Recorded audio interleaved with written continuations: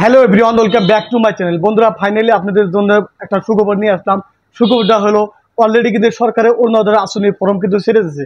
তো আপনাদের যদি রেশন কার্ড থাকে, তো বন্ধুরা এরকম যদি আপনাদের রেশন কার্ড থাকে, এই রেশন কার্ড দিয়ে কিন্তু আপনারা অরুণোদয় আসনের অ্যাপ্লাই করতে পারবেন। তো বন্ধুরা, রেশন কার্ড না থাকলে কিন্তু আপনারা অরুণোদয় আসনের অ্যাপ্লাই করতে পারবেন না।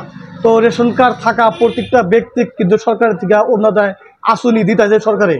তো বন্ধুরা, আপনাদেরকে অরুণোদয় আসনের এখন আমি ফর্ম দেখাবো আপনাদেরকে।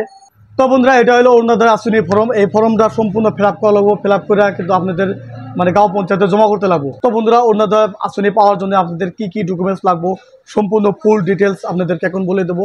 আর অরুণোদয় আসনি কোন কোন ব্যক্তি পাবো আর কোন কোন ব্যক্তি পাবো না, সম্পূর্ণ ফুল ডিটেলস এখন আপনাদেরকে বলে দেবো। তো বন্ধুরা, এই ভিডিওটা স্কিপ না করে সম্পূর্ণ ভিডিওটা দেখতে থাকুন। তো বন্ধুরা, অরুণোদয় আসনি পাওয়ার জন্য আপনাদের কি কি যোগ্যতা লাগবে সেই যোগ্যতাগুলো এখন আপনাদেরকে বলে দেবো। তো যোগ্যতার মানদণ্ড: 1 নম্বর রয়েছে আবেদনকারীকে আসামের স্থায়ী বাসিন্দা হতে হবে।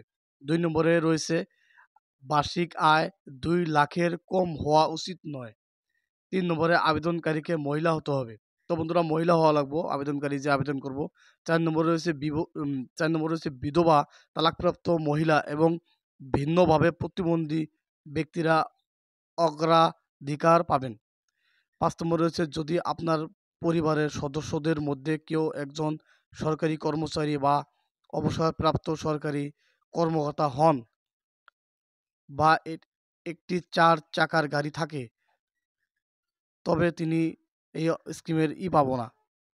তো বন্ধুরা, প্রয়োজনীয় নথিপত্র বা কী কী অরুণোদয় আসনি পাওয়ার জন্য কী কী নথিপত্র লাগবে: 1 নম্বরে আধার কার্ড, 2 নম্বরে পান কার্ড, 3 নম্বরে আবাসিক শংসাপত্র, 4 নম্বরে আয়ের শংসাপত্র, 5 নম্বরে ব্যাংক পাসবুক, 6 নম্বরে রেশন কার্ড, 7 নম্বরে পাসপোর্ট সাইজ ছবি, 8 নম্বরে মোবাইল নাম্বার, 9 নম্বরে পাসপোর্ট সাইজ ছবি।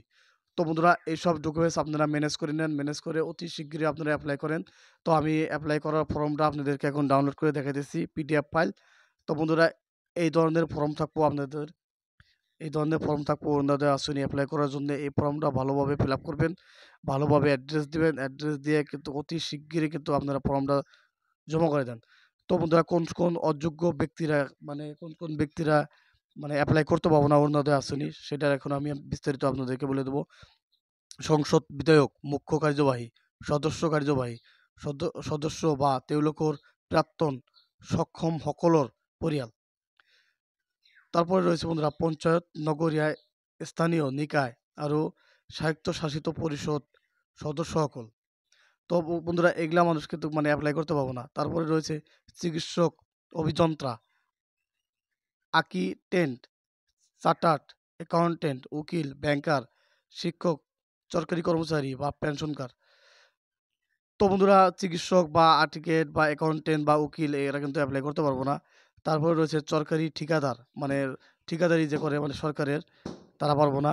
রিয়েল এস্টেট, বিল্ডার, উদ্যোগপতি, বাণিজ্য অনুজ্ঞাপত্রধারী, ব্যবসায়ী আৰু আয়করদাতা। তো এইসব মানুষ কিন্তু অ্যাপ্লাই করতে পারবো না। মোটর চালিত 4 চকিয়া বাহন থাকা পরিয়াল, যদি 4 চাকা গাড়ি থাকে তাহলে ওনারা কিন্তু অ্যাপ্লাই করতে পারবো না। তারপর রয়েছে অপ্রান্তীয় ভূমিধারক। তারপর রয়েছে অরুণোদয় প্লাসর ধরে একে ধরনের নগদ আসনির হিতাধিকারী। তারপর রয়েছে বন্ধুরা রাষ্ট্রীয় খাদ্য সুরক্ষা আইনের অধীনত সামগ্রিক ঘরোয়া উপার্জনের সীমা অতিক্রম করা পরিয়াল। তো বন্ধুরা, এখানে যেসব অযোগ্য হওয়ার শর্ত দিছে, তো এইসব ব্যক্তিরা কিন্তু অরুণোদয় আসনি অ্যাপ্লাই করতে পারবো না।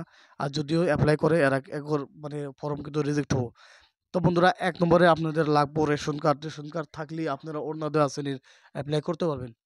যদি রেশন কার্ড না থাকে তাহলে কিন্তু অরুণোদয় আসনির অ্যাপ্লিকেশন আপনারা করতে পারবেন না। তো বন্ধুরা, অরুণোদয় আসনি করার জন্য রেশন কার্ড অতি প্রয়োজন হয়ে পড়ছে। তো রেশন কার্ড অতি শিগগিরই আপনার যদি রেশন কার্ড না থাকে তাহলে অতি শিগগিরই আপনারা রেশন কার্ডটা বানিয়ে নেন। তো বন্ধুরা, যদি ভিডিওটা ভালো লাগে চ্যানেলটাকে সাবস্ক্রাইব করবেন, লাইক করবেন, শেয়ার করবেন। ধন্যবাদ ফ্রেন্ডস।